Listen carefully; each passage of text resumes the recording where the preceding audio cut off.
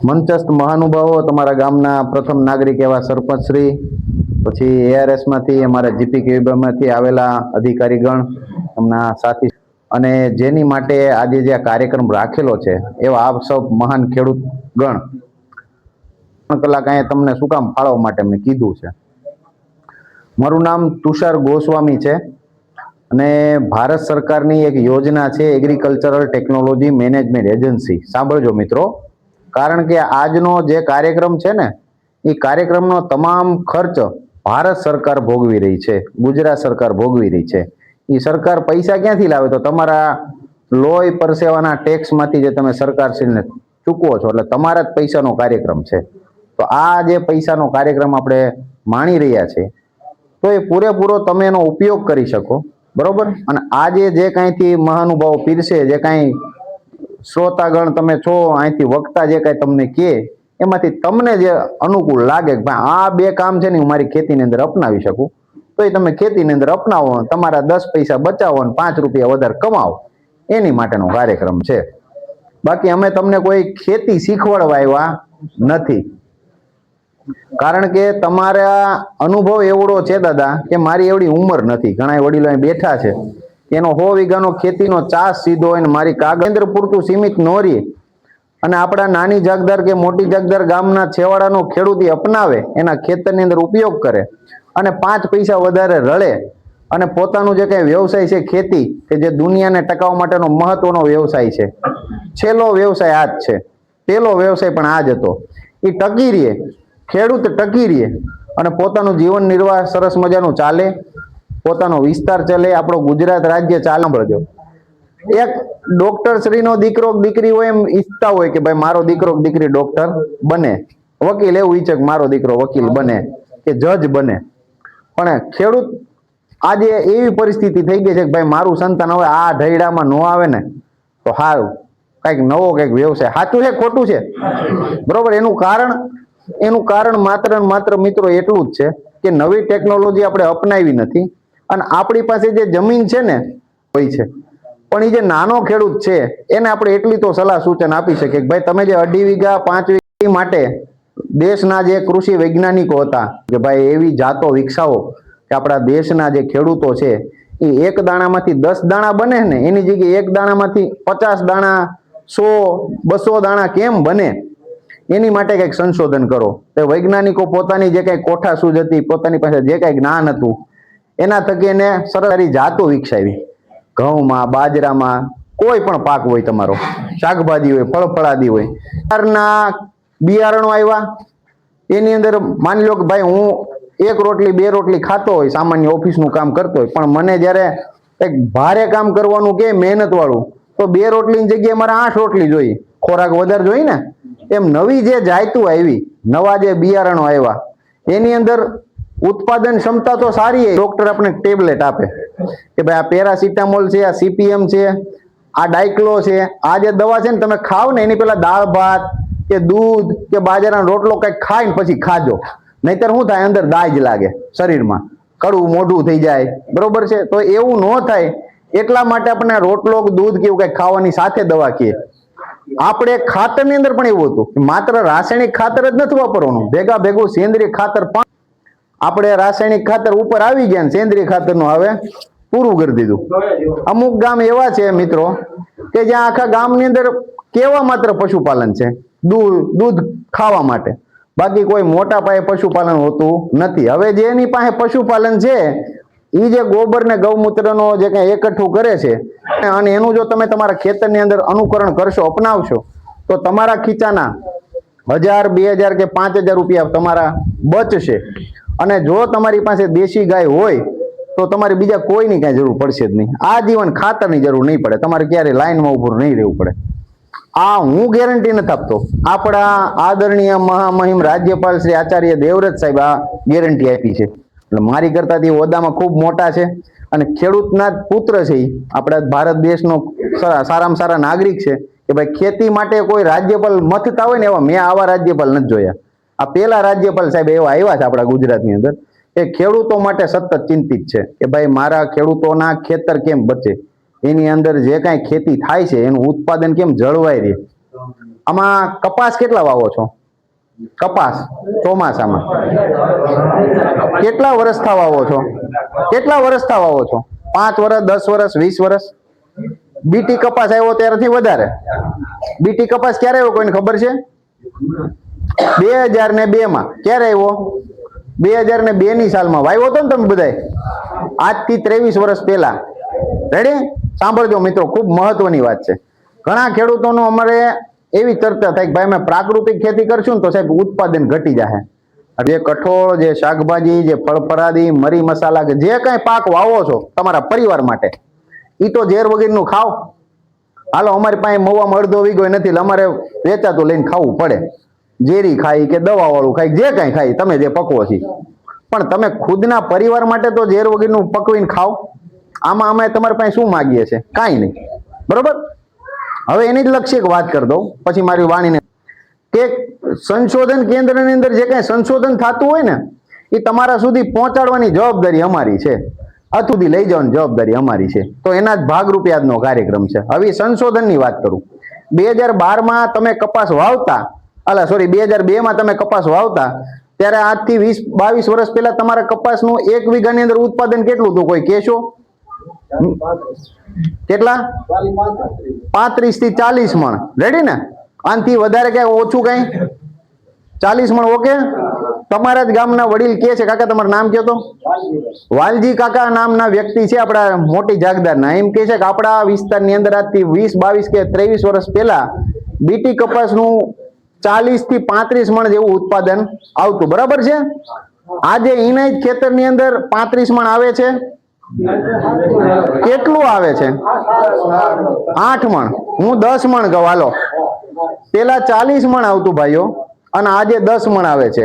એનો મતલબ એમ કે 75% તમારું ઉત્પાદન ઘટ્યું. તમે બિયારણ ઓછું વાપરો છો પેલા કરતા? વધારે. ખાતર ઓછું વાપરો છો પેલા કરતા? વધારે. પાણી ઓછું વાપરો છો? મહેનત ઓછી કરો છો પેલા કરતા? કોઈ દુ. રેડી? આનું કારણ એક જ છે મિત્રો, માત્ર ને માત્ર રસાયણ આધાર ખેતી. રાસાયણિક આધારિત ખેતી ખાય ને એટલે પરિસ્થિતિ આ. હવે કયો આની અંદર પ્રાકૃતિક ખેતીથી ઉત્પાદન ઘટ્યું કે રાસાયણિક ખેતીથી? તમારા જ શબ્દોમાં, મારા ઘરના નહીં. બસ આનું તમને ધ્યાન દોરવા આવ્યા છે. કહેવાનો મતલબ વડીલો એટલો જ છે કે તમારા ખીચાની જે ગરમી છે ને એ વેપારી પાસે વહી જાય છે.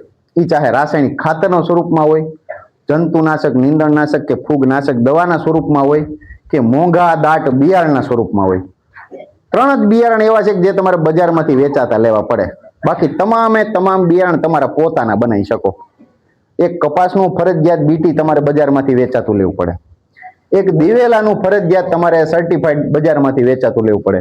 અને બાજરો અથવા બાજરી જે આપણે વાવીએ, દેશી બાજરાની વાત નથી, પણ જે હાઇબ્રિડ બાજરો છે, આ 3 જાતના જે બિયારણો છે ને મિત્રો, એ તમારે ફરજિયાત બજારમાંથી લેવા પડે. બાકી આની સિવાયના તમામ બિયારણો તમે તમારા ઘરના પેદા કરી શકો. એ ચાહે મગફળી હોય, ચાહે ચણા હોય, ચાહે ઘઉં હોય, ભાજી હોય, કે ચાહે XYZ હોય. આ 3 સિવાય કોઈ પણ બિયારણ તમે તમારું ઘરનું પોતાનું 3000 ની કરીને દે છે, ન્યાય લૂંટાઈ છે આપણે. બસ આ ધ્યાન દોરવા આવ્યા છે. તો આ જે કાંઈ અત્યારે અહીં પેકેજીસ ઓફ પ્રેક્ટિસિસ અહીંથી જે વૈજ્ઞાનિકો કે એને જરીક કાનમાં રાખજો. થોડીક એવું લાગે તો મગજની અંદર થોડીક ઉતારજો. પોતે વિચાર કરજો કે આવું કર્યા જેવું છે કે નથી. હું કહું તમારે દોડવા માંડવું જરૂરી નથી. મન ને મગજ એમ કે નહીં વાત ખાલી હાથી છે, પણ થોડીક આની અંદર ધ્યાન રાખીએ ને તો પૈસા બચે. આમ તો આપણે છોકરાને 10 રૂપિયા દેતા નહીં વાપરવા, કે બાપા ભાગ ખાવો 10 રૂપિયા જો ને હાલે 5 જ અત્યારે 5 કાલ લઈ જાય. છોકરાને નથી દેતા. અન્ય વેપારીને આપણે હજારો રૂપિયા પધરાઈ આવીએ છીએ. તો આપણે ગામને મોટું નથી કરવું, આપણે પોતાનું પેલા પરિવાર મોટું થાય એની માટેનો તમારે કૃષિલક્ષી તમામ પ્રયાસ અહીંથી જે કાંઈ વૈજ્ઞાનિકો કે કરવા. આપ સૌને વિનંતી, અમે તમને કઈ વેચવા આવ્યા નથી. અસ્તુ. જય હિન્દ, જય ભારત.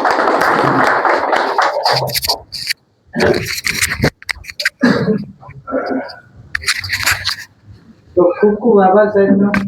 જે આપણને તો આપણા દેશ 20% જ યુરિયા બને છે, 80% યુરિયા છે એ બહારથી જ આવે છે. તો આપણો પૈસો ક્યાંય ગયો? વિદેશમાં. તો આપણો પૈસો નબળો બન્યો. તો આપણે એની સામે દેવું વધશે. યુરિયાની થેલી છે 1400 રૂપિયાની છે, સરકાર 1000 રૂપિયા સબસિડી આપે ત્યારે તમને 366 રૂપિયામાં પડે છે. તો એના માટે આપણે જાગૃત થવું પડશે. જ્યાં સુધી આપણા ગઢિયાઓએ, આપણા બાપ દાદાઓએ જે ખેતી કરી હતી, કે જે પ્રાકૃતિક ઢબે કરી હતી, એ ખેતીનો સમય હવે આવી ગયો છે. કેમ કે આપણે છે ને એક વસ્તુની બાબતમાં ખૂબ જ અજાણ છીએ કે આપણે ગમે એટલું નાખી દઈએ, પાછળ ખર્ચનો હિસાબ નથી રાખતા. ત્યારે કોઈ ખેડૂત ડાયરી રાખે છે? વેપારી હોય કે કોઈ પણ વ્યક્તિ હોય કે જે પોતે ઇન્ડસ્ટ્રી હકારતા હોય, એ પોતાની ચિઠ્ઠી રાખે છે, ડેઈલી રોજનીશીમાં લખે છે કે આજનો મેં 800 રૂપિયાનો ખર્ચ કર્યો ને મને સામે 1400 રૂપિયાનો નફો થયો, એમાં મારે આવક કેટલી? 500 રૂપિયાની. તો એવું આપણે ખેડૂતો રાખશે તો સદ્ધર બનશે. બાકી જે પરિસ્થિતિ હાલી આવે છે અને જે અત્યારની છે એ એમને રહેવાની જ છે. કેમ કે સમય બદલાય છે, વ્યક્તિ નથી બદલાતો. આ વાત સત્ય છે. કેમ કે દિવસે ને દિવસે ખેડૂતો નબળા શું કામ બને છે?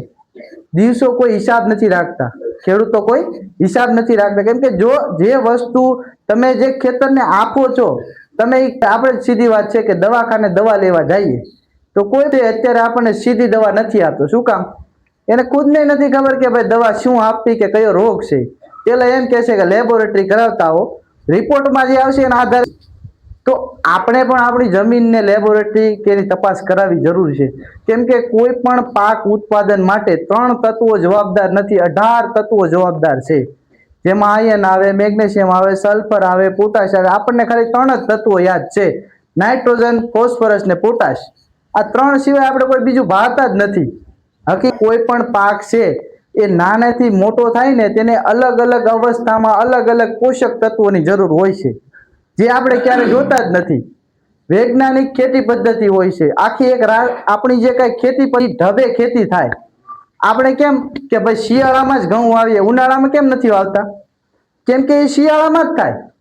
તો જે પણ વસ્તુ છે એ આપણે વાવીએ છીએ એની આખી એક કલ્ચર પ્રેક્ટાઇઝિસ હોય, એની આખી એક ઢબ હોય. એ ક્યાં આપણને જોવા મળે? તો કે ભાઈ યુનિવર્સિટી હોય, જ્યાં સંશોધન કેન્દ્ર હોય, ત્યાં જોવા મળે. તો આપણે એ દી તો કોઈની વસ્તુની મુલાકાત લીધી નથી કે ક્યારે આપણને ખબર નથી ક્યાં છે એમ. આપણા મહુવામાં ફળ સંશોધન કેન્દ્ર છે, ગુજરાત જુનાગઢ કૃષિ યુનિવર્સિટીનું છે. કેટલા જણાએ આમાંથી મુલાકાત લીધી? મને હાથ ઊંચો કરીને કહેજો. કેટલા જણાએ આપણા ફળ સંશોધન જે પ્લાન્ટેશનની મુલાકાત લીધેલી છે? અત્યારે સાહેબો અહીંયા ત્યાંથી આવેલા છે. જે સાહેબો આપણા ખર્ચાના પૈસાથી જે કઈના બેઠા છે, એને પગાર આપે છે સરકાર, એ તમારા માટે જ છે, બીજા કોઈ માટે નથી. એ રાત દિવસ જે સંશોધન કરે છે એ તમારા માટે જ છે, તમારા હિત માટે છે. પણ આપણે ક્યારે એટલી કષ્ટી નથી રહેતા કે ત્યાં જઈને મુલાકાત લઈએ. મહુવા આપણે 17 વાર જઈએ, પણ એ વસ્તુની મુલાકાત જે પણ કઈ વાવો છો, જે કઈ પણ લ્યો છો, એની પાછળ શું શું નાખો છો, કયો ખર્ચો કરો છો, એનો એક હિસાબ રાખો. તો તમને એક સરળતા પડશે કે મને કેટલું ઉત્પાદન મળ્યું, મને કેટલો ખર્ચો થયો અને મને એમાંથી કેટલી ઇન્કમ મળી. એટલે આ વસ્તુ છે ને એ હકીકતમાં આપણે શીખવા જેવી છે. આપણે જે ઇન્ડસ્ટ્રી હોય, કોઈ પણ વ્યક્તિ જે કઈ શું કે બિઝનેસ કરતા હોય એના પાસેથી આ શીખવા જેવી વસ્તુ છે. તો હવે હું મારા વધારે સમય નહીં લઉં. આપણે ગુજરાત પ્રાકૃતિક કૃષિ વિકાસમાંથી પધારેલા આપણા માસ્ટર ટ્રેનર કમ રિસોર્સ પર્સન કે જે પ્રાકૃતિક ખેતીના આયામો કે જેના આધારે આપણે પ્રાકૃતિક ખેતી કરવાની છે, પ્રાકૃતિક ખેતી માટે શું શું વસ્તુની જરૂર પડે, એનાથી શું ફાયદા થાય, એ બધી વિગતવાર ચર્ચા છે એ આપણે સાહેબને વિનંતી કરી કે આપણને વિસ્તારપૂર્વક આપણને એની સમજણ આપે. ત્યારબાદ અમારા આત્મા અને જીપીકેબી એટલે કે કૃષિ વિકાસ બોર્ડના સ્ટાફ મિત્રો તુષારભાઈ ગોસ્વામી, ત્યારબાદ નાજુભાઈ અને મહુવા તાલુકાના ટીપીએમ ગજેન્દ્રભાઈ બારૈયા અને અત્રે પધારેલા સર્વે ખેડૂતોનું સૌપ્રથમ તો હાર્દિક સ્વાગત કરું છું અને બધાને અભિનંદન આપું છું કે તમે અહીંયા પોતાનો કિંમતી સમય ફાળવી અને આ મિટિંગમાં 2 કલાક તમારો સમય આપ્યો. એ બદલ સૌનો ખૂબ ખૂબ આભાર. સૌપ્રથમ તો વાત કરી તુષારભાઈ, ખૂબ સરસ વાત કરી. ત્યારબાદ ગજેન્દ્રભાઈએ વાત કરી. તો સૌપ્રથમ મારો પ્રશ્ન એ છે કે પ્રાકૃતિક ખેતી કેટલા ખેડૂતો કરે છે? કોઈ છે ગામમાં મોટી જાગદારમાં કે પ્રાકૃતિક ખેતી કરતા હોય એવા ખેડૂતો? ચાલો જવા દો, પ્રાકૃતિક ખેતી નથી કરતા. પ્રાકૃતિક શબ્દ સાંભળ્યો હોય એવા કેટલા ખેડૂતો છે? બધાય સાંભળ્યું હોય, બરોબર. પ્રાકૃતિક ખેતી શબ્દ બધાય ઓલમોસ્ટ 90% લોકો અહીંયા બેઠા છે એમાંથી ને સાંભળ્યો છે, બરોબર, પ્રાકૃતિક ખેતી. તો મને પેલા એ પ્રશ્ન કયો, તમને ખબર છે કે પ્રાકૃતિક ખેતી એટલે શું? કોઈને ખબર છે? આંગળી ઊંચી કરશે. કોને ખબર છે પ્રાકૃતિક ખેતી એટલે શું?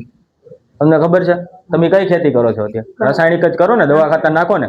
શા માટે પ્રાકૃતિક ખેતી નો તમે અપનાવી અત્યાર સુધી? કોઈ જવાબ આપશે આમાં? શા માટે અપનાવી નહીં પ્રાકૃતિક ખેતી? સારી થાય, બરોબર. સારી થાય, બરોબર. તમારી પાસે એટલે કોઈ યોગ્ય રાસાયણિક ખેતી તમે કીધું સારી થાય, બરોબર, પણ પ્રાકૃતિક ખેતીના શું નુકસાન છે કહો છો મને તમે કોઈ આમાંથી ને? કે પ્રાકૃતિક ખેતી અમે કરીને તો આ વસ્તુ અમને વાંધો આવે ને આ વસ્તુને અડચણ પડે, અમને ઉત્પાદન ઓછું થાય. ઓકે, બીજું ઘણા કેસામાં બજાર ભાવ ન મળે, એવું ઘણા કેસે, બરોબર. રાસાયણિક ભાવ, રાસાયણિક જે પેદાશ જાય અમારી જે ભાવે, દાખલા તરીકે મગફળી 800 ની જાય, અમે ઓર્ગેનિક લઈને જઈ, પ્રાકૃતિક લઈને જાય તો અમારે 800 જ આવે મહુવા યાર્ડમાં, બરોબર. આવી રીતના બધા ઘણા કહેતા હશે. તો શાકભાજી પકાવતા એ કહેતા હોય કે દાખલા તરીકે 70 ના રીંગણા જતા હોય તો અમારે 70 ના જ જાહે, બરોબર. એટલે અમે પ્રાકૃતિક ખેતી કરીએ છીએ. આ છે ને પ્રશ્ન, પ્રાકૃતિક ખેતી શા માટે નથી અપનાવી? હું તમને સાબિત કરીને બતાવી કે પ્રાકૃતિક ખેતી શા માટે અપનાવવી જોઈએ અને રાસાયણિક ખેતી કરતા કઈ કઈ અંશે સારી, બરોબર. એમાં કઈ કઈ રીતના નુકસાન ઓછું થાય, આપણને ખર્ચો ઓછો આવે, ખેડૂત એક ઓછા ખર્ચે વધુ ઉત્પાદન લઈ શકે, બરોબર. એના અંગે થોડીક વાત કરશું. તો સૌપ્રથમ તો આપણે એ સમજવાની જરૂર છે કે આપણે ઘરે ખાવાય અત્યારે પ્રાકૃતિક નથી કરતા, બરોબર. ખેતરે દવા હોય દઈએ ને પંપમાં તો આપણે ઘરે છાંટી દઈએ, 2 રીંગણી છોડ હોય ને ના છાંટીએ ને. એટલે આ પરિસ્થિતિ છે, આપણને સમજ નથી ખરેખર દવાના રેસિડ્યુ એટલી અસર કરે છે, એટલા ગંભીર પરિણામો છે એના, એની વાત ન પૂછો. વાત કરી દો થોડીક. તુષારભાઈએ વાત કરી, બરોબર, કે ભારત દેશ આઝાદ થયો આપણો 1947માં, ત્યારે આપણે દેશની વસ્તી 30 થી 35 કરોડ હતી, તો બહારના દેશમાંથી આપણે ઘઉં લાવવા પડતા, ચોખા લાવવા પડતા, બરોબર. આવી રીતે આપણે અનાજની આયાત કરવી પડતી બહારના દેશોમાંથી. ત્યાર પછી ધીરે ધીરે ભારત દેશના વડાપ્રધાને વિચાર કર્યો અને વૈજ્ઞાનિકો મળી અને હરિયાળી ક્રાંતિની શરૂઆત થઈ. તુષારભાઈ કીધું કે હરિયાળી ક્રાંતિ એટલે બીજું કાંઈ નહીં, દવા અને ખાતરની ધીરે ધીરે ઉપયોગ થયો અને હરિયાળી ક્રાંતિ કહેવાય, બરોબર. તો ત્યારે વૈજ્ઞાનિકોને ભલામણ એ હતી હરિયાળી ક્રાંતિમાં કે 1 હેક્ટરમાં, 1 હેક્ટર એટલે કેટલા વીઘા થાય? 6.5 વીઘા, બરોબર. 6.25 વીઘા એટલે હેક્ટર થાય. 1 હેક્ટરની અંદર માત્ર ને માત્ર 13 કિલોગ્રામ યુરિયા નાખવાનું છે. આ ખેડૂતની ભલામણ હતી. જેવી રીતે યુનિવર્સિટી ભલામણ આપે છે ને, અલગ અલગ બિયારણનો ડોઝ કેટલો વાપરવાનો, ડિસ્ટન્સ કેટલું રાખવાનું, બરોબર, ખાતર કેટલું નાખવાનું, કેટલા ડોઝમાં NPK નાખવાનું, એ હોય તો ખેડૂતોને એક ભલામણ આપેલી વૈજ્ઞાનિકોએ ભારત દેશના કે 13 કિલોગ્રામ માત્ર યુરિયા નાખવાનું છે 1 હેક્ટરની અંદર. અત્યારે આપણે કેટલા પહોંચી ગયા છીએ? 13 બેગે પહોંચી ગયા ને? ખોટું હોય તો મને ફોટો પાડજો તમે, સાચું કે ખોટું? 13 બેગે આપણે અત્યારે પહોંચી ગયા છીએ, બરોબર. આ વાત થઈ ગઈ. બીજી વાત દવાઓની વાત કરું. એગ્રોવાળા પાસે જઈએ, એક પંપની અંદર 1 થી 2 ml ઢાંકણું નાખવાનું કે આપણને કે છે ને, આપણે બાજુવાળાને સારું ઉત્પાદન આવ્યું હોય આગલા વર્ષે 4-5 નાખતો હોય ml નું ઢાંકણું, તો આપણે 10 નાખીએ. આ થયું છે ને, ખેતીમાં આપણે દેખા દેખીને હરીફાઈ એટલી બધી વધી ગઈ છે, એના લીધે આપણે બેફામ દવા અને ખાતરનો ઉપયોગ કર્યો છે. હવે આના ગંભીર પરિણામ શું આવે એ તમને હું કહેવા માંગુ, બરોબર. પહેલી વાત. બીજી વાત છોડી દો બધી, પહેલા આપણા સ્વાસ્થ્યની વાત કરી. અત્યારે તમારું આ ગામ મોટી જાગધાર, બરોબર. આમાં તેને કોઈ મને આંગળી ઉઠીને એવું કે મારા જાણીતામાં, મારા સંબંધીમાં, મારા ગામમાં, મારા પાડોશમાં કે મારા તાલુકામાં હું એવો એક વ્યક્તિ નથી જાણતો કે જેને ડાયાબિટીસ ન હોય, કે જેને કેન્સર ન હોય, જેને હુમલા ન આવ્યા નાની ઉંમરે, માથાનો દુખાવો ન હોય, બરોબર. એક માતા છે એને એક સરળતાથી ને સંતાન ન થતું હોય, થાય છે ને આવું. પેલા આપણે પૂર્વજોની વાત કરી, આપણે દાખલા તરીકે અમારા જન્મની વાત, જનરલી નોર્મલ ડિલિવરી થઈ જતી, તો મહિલાઓમાં નોર્મલ ડિલિવરી થઈ જતી અને કોઈ દવાના ચક્કર ન કાપવા પડે. અત્યારે તમે જુઓ, પહેલા મહિનાથી લઈ 9મા મહિને દવાખાના ચક્કર, તેમ છતાં IVF centre, test tube baby એટલા ખુલી ગયા છે, 5-5 વર્ષે રિઝલ્ટ મળે, અને મળે તો મળે એની કોઈ ગેરંટી નથી. તમને એક ડેટા આપી દો, રેશિયો આપી દો કે 100 જોડા હોય ને, 100 કપલ, એમાંથી ને 40 કપલ જ એવા છે સક્સેસફુલી એને સંતાન પ્રાપ્તિ થાય છે. 60 તો એમને સંતાન જોઈ નથી શકતા, પોતાની પેઢી નથી આગળ વધારી શકતા. પહેલાના આપણે પૂર્વજો બેઠા છે, ઘણા દાદા બેઠા છે, તો વાત કરવા માંગુ છું કે પહેલાના ગઢિયા હતા તો 2-3 પેઢી આરામથી જોઈ લેતા, છોકરા ત્યાં સુધી જોઈ લેતા, બરોબર. એનાથી આગળ પણ નીકળી જતા. હવે અમારી જનરેશનની વાત કરું ને તો અમને ગેરંટી ન આપી શકે, અમે અમારો છોકરો જોઈ શકશું, પણ એનો છોકરો જોવાની હું ગેરંટી ન આપી શકું. એટલું આયુષ્ય આપણું ઓછું થઈ ગયું છે મિત્રો. પહેલા 100 વર્ષ જીવતા, અત્યારે કેટલું છે? 60 વર્ષ થઈ ગયું ને. 60 વર્ષે બહુ મોટો આંકડો છે. 50 વર્ષ 40 વર્ષે પણ આવવા માંડ્યું. નાની ઉંમરના આ યુવાન મિત્રો છે એને હુમલાના તમે પ્રશ્નો સાંભળ્યા હોય તો 25 વર્ષનો યુવાનનો હુમલાથી, અને પેલા ઘડિયા હતા તો 3 સ્ટોકમાં હુમલા આવતા, પેલો આવે હુમલો, બીજો આવે અને ત્રીજા હુમલે મૃત્યુ થતું. અત્યારે કોઈ એવી છે સિસ્ટમ? રહી છે એવી સિસ્ટમ? અને તમે કયો અમારી ખેતી સારી, બરોબર, રાસાયણિક ખેતીની તમે વાત કરી ને કે ઉત્પાદન બહુ સારું લ્યો, તો ગંભીર તમને આપી દો, બરોબર. આમાં જેને આપણે સગાઈ કરવા જઈએ, સામે વાળાને આપણે કહ્યો કે અમારે 50 વીઘા જમીન છે, અને બીજો આપણે સગાઈ કરવા જઈએ ને એવું કહ્યો કે છોકરાને ગવર્મેન્ટ નોકરી કરે છે, બરોબર, ક્લાસ 3 હોય, ભલે ક્લાસ 3 હોય, બરોબર, ગવર્મેન્ટ જોબ કરે છે, એમાં તમને પેલી છોકરી વાળા આ પાડશે? ભલે 100 વીઘા જમીન હોય તમારી અને નોકરી એટલે જ આપશે ને. અને અહીંયા પૂર્વજો બેઠા છે, દાદા વડીલો બેઠા છે, પેલા દાદા આવું હતું, સરકારી નોકરી કયો ને તો ન આપતા, અને કયો ને કે 50 વીઘા 100 વીઘાનો ધણી છે આના બાપા, આ છોકરો થવાનો છે વારસદાર, તો જોતાય નહીં બીજું કઈ થતું ને આવું તૈયાર આ પાડતા હતા, કઈ જોવાય ન આવતા. તો આ ઉલટી પરિસ્થિતિ થઈ ગઈ છે. શા માટે? કે ગાંડા નથી ગયા, એને ખબર જ છે, એ ખેતી જ કરે છે, એ લોકોને ખુદને ખબર જ છે ખેતીની અત્યારે હાલત શું છે. અત્યારે ખેતીમાં કોઈને ખેડૂતને રસ રહ્યો નથી, બરોબર. યુટ્યુબ જોતા હોય, ઇન્સ્ટાગ્રામ જોતા હોય, સોશિયલ મીડિયા જોતા હોય, આપણે ખેતીની કોઈ પણ જાતની માહિતી આપે, અલગ અલગ અત્યારે પુષ્કળ પ્રમાણમાં ખેતીની માહિતી આપતા હોય, બરોબર, યુટ્યુબ ચેનલ ઉપર. તો જેવી આવે રીલ્સ ખેતીની એટલે સીધી જવા જ દઈએ, આપણે સ્ક્રોલ કરી દઈએ. થાય છે ને આવું? આપણને ખેતીમાં એક પણ શબ્દ આપણને જાણવાની, એમાં ઊંડાણમાં ચર્ચા કરવાની કે ઊંડાણમાં ઉતરવાની કોઈ આપણને રસ રહ્યો નથી. થયું છે ને આવું? વાડીએ જવાનું, ભાગ્યના કામ સિંધી દેવાનું ને ખેડૂતો ગામમાં માવો ખાવા વહી આવવાનું, બપોર ખાઈને 3 વાગે દાડી એની રીતે કામ કરતા હોય, ભાગ્ય એની રીતે કામ કરતા. એટલે મતલબ શું થયો આડકતરી રીતે કે ખેતીમાં આપણને રસ નથી, બરોબર. તો આમાં આપણે ખરેખર ગંભીર પરિણામો આના આપણે વિચારવા જેવી વાત છે. ખરેખર આપણી ખેતીથી ને આપણે ખુદનું તો એટલીસ્ટ આપણે ભવિષ્ય બનાવી જ શકીએ ખેડૂત તરીકે.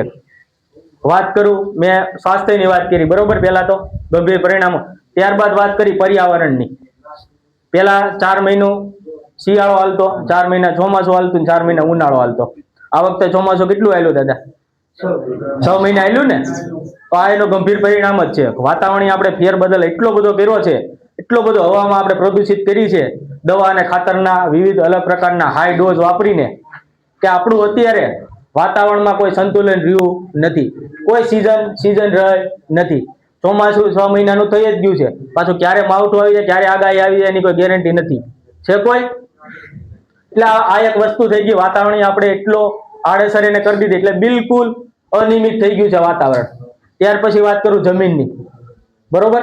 વડીલો બેઠા છે, બરોબર, લાકડાને અળથીને ખેડ કરતા, ઉનાળામાં કરતા ને ખેડ, લાકડાને અળથીને ખેડ કરતા. અત્યારે આમાંથી કોઈ લાકડાને અળથીને ખેડ કરીને બતાવશે મને? બરોબર. રોટાવેટરનો ઉપયોગ કરી છે, એટલે કે આપણે મશીનરી લોખંડની કાતરનો ઉપયોગ કરી છે આપણે જમીનને કાપવા માટે. તેમ છતાં 1 થી 1.5 ફૂટ નીચે આપણું હળ જાતું નથી. જાય છે આપણું 1 થી 1.5 ફૂટ નીચે નથી જતું. આપણે અંદરનું પડ બિલકુલ સખત અને પથ્થર જેવું કરી દીધું, જેવી રીતે આ લાદી છે ને કોન્ક્રીટ મારેલી, એવી જ રીતે કરી દીધું છે. થઈ ગયું ને? આ કારણ શું છે? કે આપણે જમીનમાં ખાતર એટલા નાખ્યા છે. પ્રશ્ન છે દાદા કોઈને? એટલે જમીનની વાત કરું, સખત આપણે બનાવી દીધી, પથ્થર જેવી બનાવી દીધું. તો એનું કારણ માત્ર ને માત્ર હોય તો આપણે જમીનમાં એટલા બધા ખાતર નાખ્યા છે, એટલા બધા ક્ષારનો ઉપયોગ કર્યો છે. આપણે 1000 ફૂટ 1500 ફૂટ જે ડારમાંથી પાણી કાઢીએ છીએ ને ગરમ, એમાં જેટલો ક્ષાર 7 થી 8 ગણો ખાતરમાં જેટલો ક્ષાર હોય ને એનાથી 7 થી 8 ગણો તો ક્ષાર એ ગરમ પાણીમાં હોય છે, બરોબર. એટલા બધા ક્ષારોનો ઉપયોગ કર્યો છે તો જમીન સખત બનાવી દીધી છે. જમીનમાં અળસિયા અને વિવિધ જે સૂક્ષ્મ જીવાણુ હોય એને નાબૂદ કરી દીધા. અળસિયું કોઈના ખેતરમાં બતાવ્યામાં રાસાયણિક કરતું હોય એને ચોમાસામાં બતાય તો બધાય શેઠા પાળા ઉપર, બાકી મને તો નથી ખ્યાલ કે રાસાયણિક કરતો એના ખેતરમાં અળસિયું હોય, બરોબર. અળસિયું શું કામ કરે? આપણે કહીએ ને કે અળસિયું ખેડૂતનો મિત્ર છે, એ ને આપણે અળસિયું ખેડૂતનો મિત્ર છે. શા માટે કે અળસિયાનું કામ શું છે? પ્રકૃતિ જ કરાવે છે, બરોબર. અળસિયાનું કામ શું છે? 7 વાર નીચે જાય, 7 વાર ઉપર આવે, અલગ અલગ માર્ગે જાય, એટલે જમીન તમારી એકદમ છાવણી જેવી છાળી નાખે. સમજાય છે વસ્તુ તમને? એટલે એટલી તમારી કાણાવાળી કરી દે જમીન તમારી. 14 કાણા પડે એક અળસિયાથી, એટલા તો લાખો પ્રમાણમાં અળસિયા હોય. એટલે તમારી જમીન અળસિયા આપણે સમાધિમાં નાખી દીધા છે. અળસિયું તમે લ્યો હાથમાં, યુરિયાના 2 દાણા નાખો, કાં અળસિયાના કટકા થઈ જાય, કાં તડફડીને મરી જાય. આ જ આવશે રિઝલ્ટ. એ તો અળસિયાની વાત થી નરી આંખે જોવાય છે, આપણે બરોબર જોઈ શકીએ.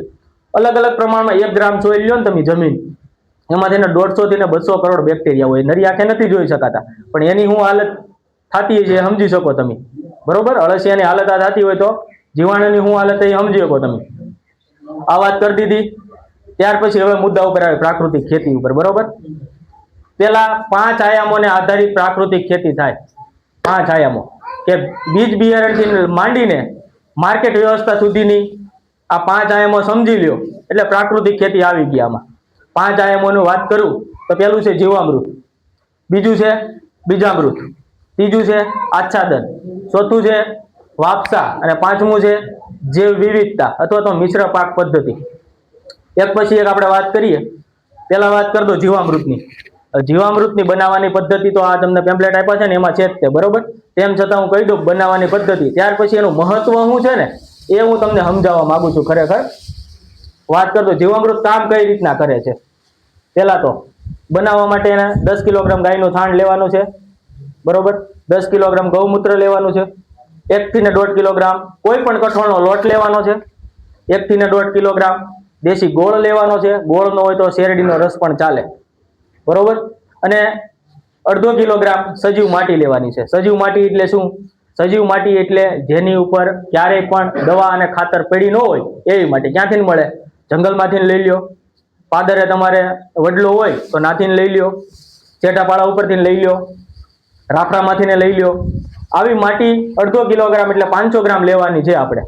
અને એને 180 લીટર ટીપણામાં લઈ, પ્લાસ્ટિકના બેરલમાં લઈ આ બધું મિશ્ર કરી સારી રીતના અને સવાર સાંજ 5-5 મિનિટ આપણે જેવી રીતે ઘડિયાળના કાંટાની દિશામાં ફેરવવાનું છે. 7 થી 8 દિવસમાં આ જીવામૃત તૈયાર થઈ જશે, બરોબર. આ 200 લીટરનું ટેન્ક બનાવ્યું તમે, બેરલ બનાવ્યું, એને આપણે 2.5 વીઘામાં ઉપયોગ કરવાનો છે, એટલે કે 1 એકરમાં ઉપયોગ કરવાનો છે. કઈ રીતના કામ કરે મહત્વ એનું સમજાવતો તો જ ખેડૂતો અપનાવશે. ખેડૂત ગમે એમાં ફાયદો ગોતતો હોય, બરોબર. એટલે તમને વાત કરી દો કે આનું મહત્વ શું છે ને હેના આપણે યુરિયા નાખી છે, યુરિયા કામ કરે છે એ કહી દઉં. વાત કરી જીવાણુનો અસંખ્ય પ્રમાણમાં જથ્થો છે જીવામૃતમાં. શા માટે? ગાયના છાણનું લીધું ને આપણે 10 કિલોગ્રામ, તો 1 ગ્રામ ગાયના છાણની અંદર 300 બેક્ટેરિયા હોય. આ મેં નથી સિદ્ધ કર્યું, આ દેશના વૈજ્ઞાનિકોએ કર્યું છે, બરોબર. અને દેશના આપણા રાજ્યપાલ છે આચાર્ય દેવવ્રતજી, એ ખુદ એના મોઢે કહે છે 1 ગ્રામ ગાયના છાણની અંદર દેશી ગાય, બરોબર, 300 થી 500 કરોડ બેક્ટેરિયા હોય. એ દૂધ દેતી હોય એવી આપણે રેઢિયાર હોય ને, રખડતી હોય ને, જે દૂધ નથી દેતી એમાં 500 કરોડ સુધીના રિપોર્ટ મળ્યા છે, બરોબર. વાત કરી દઉં 1 ગ્રામની અંદર હોય તો 10 કિલોગ્રામ કેટલા થાય? કેલ્ક્યુલેશન મારજો, નહીં આવે આંકડા, બરોબર.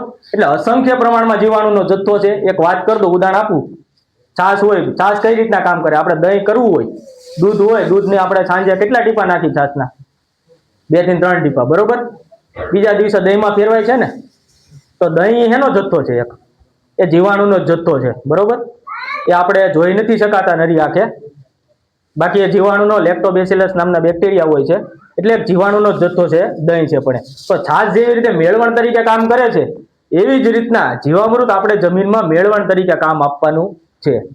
બીજી એક વસ્તુ કહી દો, એક વસ્તુ મગજમાં નાખી દેજો કે જીવાણુ વગર તમારી કોઈ પણ પાક સીધી રીતના કોઈ પણ પોષક તત્વ લઈ શકે નહીં. આ વસ્તુ મગજમાં તમારે ખીલો મારી દેજો. તમને હોય કે યુરિયા નાખું, ડીએપી નાખું, સીધો મૂળમાં કાલે સવાર લઈ લે, તો તમારી જમીનમાં જો જીવાણુ બેક્ટેરિયા વિષાણુ ન હોય ને તો કોઈ દિવસ એ લઈ નહીં શકે. એ સીધી રીતના કોઈ લઈ શકતો નહીં. એને પકવેલો ખોરાક જોઈએ, કાચો ખોરાક ચાલે નહીં. જેવી રીતે બપોરે આપણે જમવાનું છે, કાચા શાકભાજી આપી દઈ, તમને ઘઉં આપી દઈ, ચોખા આપી દઈ, કોઈ ઊભું રહે અહીંયા બપોરે? કાચું નહીં હાલે તમારે. તો એવી જ રીતના જમીનમાં પાકને પણ કાચું ન હાલે. આપણે જે નાખી છે તમે કોઈ પણ વસ્તુ નાખતા હોય, ડીએપી નાખો, યુરિયા નાખો, છાણિયું ખાતર નાખો, મરઘાનું નાખો, કોઈ પણ નાખો, એને પકવેલું જોઈએ ને એ પકવવાનું કામ માત્ર ને માત્ર કરતો હોય તો બેક્ટેરિયા કરી શકે, માનવના હાથમાં નથી. તો લેબોરેટરીમાં ન થઈ શકે. હા, જીવાણુની સંખ્યા વધી શકે પણ લેબોરેટરીમાં જીવાણુ બની ન શકે, બેક્ટેરિયા બની ન શકે. સમજાય છે વાત? આ વાત માત્ર ને માત્ર બેક્ટેરિયા કરી શકે. તો આપણી જમીનમાં હોવા જોઈએ બેક્ટેરિયા. જેટલા બેક્ટેરિયા વધારે છે ને એટલું તમારી જમીનમાં ઉત્પાદન વધશે, એટલી જમીન ફળદ્રુપ થશે અને એટલું પાકને પોષણ વધારે મળશે. બીજી એક વાત કહી દઉં, યુરિયા નાખો છો એટલું બધું, બરોબર, યુરિયા માત્ર તમે જે ખાતર નાખો ને એ 20 થી 30% જ ખાલી પાકનું મૂળ લે છે. બીજું બધું તમારો વેસ્ટ જ છે યુરિયાની બેગ ખોલો ને એટલે તમારા હાથમાં નથી યુરિયા. પછી બીજું વાત, આ ઘણા યુરિયા નાખીને પાણી પાતા હોય, બરોબર. પાણી નાખો ને એટલે યુરિયા ભાગેડું પ્રકારનો તત્વ છે, બરોબર. મોબિલાઇઝ છે એટલે જલ્દીથી ને ભાગી જાય, વહી જાય, પાણીની સાથે વહી જાય, અથવા તો ઊંડે ઉતરી જાય, અથવા છેટા પાળો નીકળી જાય વધારે વરસાદ આવે તો, અને વધુ પાણી પાવતો. એટલે આ હાલત ખરેખર સમજવાની જરૂર છે આપણે કે કયું ખાતર કયું કામ કરે છે. માત્ર જમીનમાં ટકતો પોટાશ તો આપણે બધી નાખતા જ નથી. આપણને બે જ ખાતર આવડે, યુરિયા અને ડીએપી, બરોબર. એટલે પ્રકૃતિનો ઉપયોગ કરો. પોટાશ આંકડામાં પુષ્કળ પ્રમાણમાં હોય, પોટાશની જરૂર જ નથી તમારે. આંકડો પલાળી, આંકડાના પાંદડા લઈ લો, પલાળી દો, ટીપણામાં પાઈ દો, આ બધું હોય.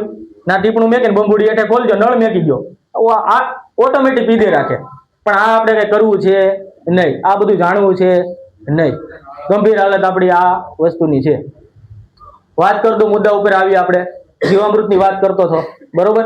જેવી રીતે તમારે રસોડામાં પકવવા માટે ફાયદા ઘણા બધા પ્રકારના છે. જીવામૃતમાં ખર્ચો શું છે? ઘણા ગાયના ફોર્મ ભરાય છે ને, પણ ગાયના ફોર્મ ભરો ને તો માત્ર એ લોકોને સબસિડી મળવા પાત્ર છે કે જે ખરેખર પ્રાકૃતિક ખેતી કરતા હોય, પાંચે આયામનો ઉપયોગ કરતા હોય. પણ આમાંથી ને તો 90% ખેડૂતો કરતા જ નથી, બરોબર. ગાયની સબસિડી 10,600 લઈ લે, પણ ખરેખર ઉપયોગ કરતા નથી. સરકારની એવી ગાઈડલાઈન છે કે ગાયના જે સહાય છે એ ખેડૂતને જ મળી શકે કે પ્રાકૃતિક ખેતીના પાંચે આયામો કરતો હોય, જીવામૃત બનાવતો હોય, જીવામૃતના ટીપણા રાખતો હોય, ખેડૂતને મળી શકે. તો આપણે ખરેખર સરકાર તો આપવા બેઠી જ છે. સરકાર પુષ્કળ પ્રમાણમાં સબસિડી આપે. આમાં કોઈ ખેડૂતે પ્રાકૃતિક ખેતી અપનાવી, અખતરો કર્યો કોઈ કે મેં અખતરો કર્યો ને પછી મને ન હારી લાગી, પછી હું નીકળી ગયો, ઉત્પાદન મારે ઘટી ગયું. પણ અખતરો તો કર્યો નથી, તો તમને કેમ ખબર પડી પ્રાકૃતિક ખેતી હારી નથી, અમારી રાસાયણિક ખેતી હારી? એટલે ખરેખર તો આપણે બીજું કાંઈ કોઈનું નથી સાંભળવાનું, મારું નથી સાંભળવાનું, અહીંથી કોઈ કે એનું નથી સાંભળવું. અડધા વીઘામાં આપણે ચાલુ કરી દેવાનું છે કાલથી. હું એવું નથી કહેતો 10 વીઘા હોય તો આપણે 10 વીઘામાં કરીએ. એટલીસ્ટ આપણે ઘેરે કિચન ગાર્ડન કરતા હોય, ઘેરે ખાવા આપણે શાકભાજી કરતા, આપણું ફળિયું હોય, વાડો હોય, જે પણ હોય, બરોબર. અડધા વીઘામાં કરતા હોય, ખાવા કરતા હોય, એમાં તો આપણે એટલીસ્ટ ઉપયોગ કરી દઈએ ને. આપણે તો ખાઈ શકીએ, આપણી ફેમિલી સમજાય છે વસ્તુ. આપણે તો આવા બધા રોગના શિકાર ન બનીએ. એટલે વાત મુદ્દા ઉપર આવી. આપણે જીવામૃતની વાત કરી, જીવામૃત કઈ રીતના કામ કરે છે, જીવામૃત કઈ રીતના પાવાનું. તમારે પાણીનો ધોરિયો જતો હોય ખેતરમાં, તો પાણીના ધોરિયાથી પણ પાઈ શકો તમે. ટીપણું મેકી દેવાનું, ત્યાં નીચે નળ ખોલી દેવાનો, ધોરિયાથી પાઈ શકો.